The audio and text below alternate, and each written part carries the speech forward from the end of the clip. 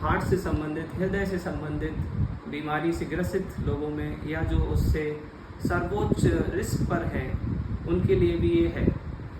Thank you.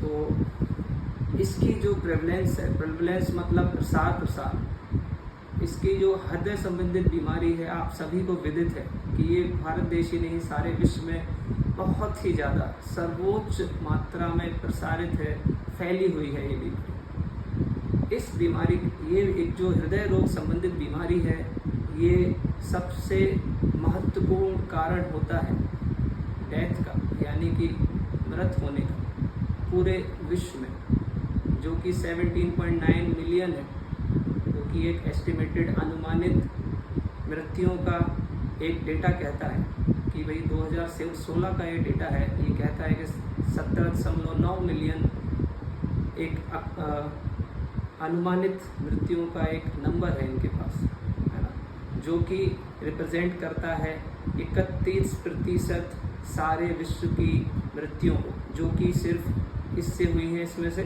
हृदय संबंधित बीमारियों से। तो ये इतनी गंभीर बीमारी है।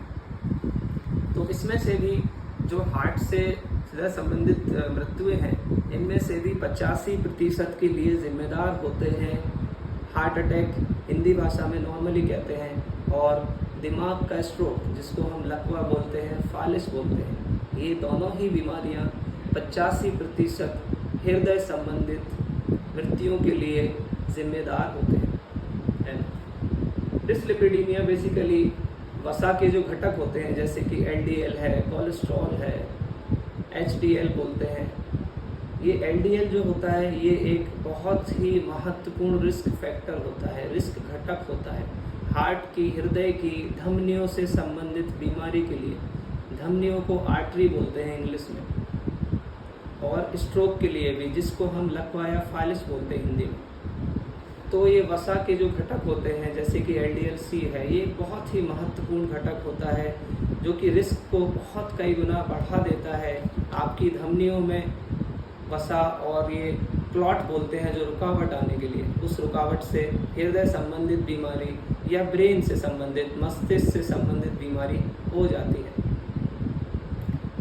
तो विश्व में जो इसका पूरा आंका गया है एक, वो ये है कि ये 12.5% उससे बढ़ा है, और इसके जो ट्रेंड्स हैं एशियन में जो है वो और ज़्यादा बढ़ रहे हैं, क्योंकि उनकी एजेड पॉपुलेशन है, उम्र दराज लोग ज़्यादा हैं। तो 12.5% विश्व का पूरा ये महत्वपूर्ण हृदय संबंधित बीमारियों का आकलन है एक। और ये एशिया के, हमारे जो भारत देश भी एशिया में आता है, तो उसमें ये बहुत तेज़ी से बढ़ रहे हैं, क्योंकि पॉपुलेशन एजेड है, वो वृद्ध हैं।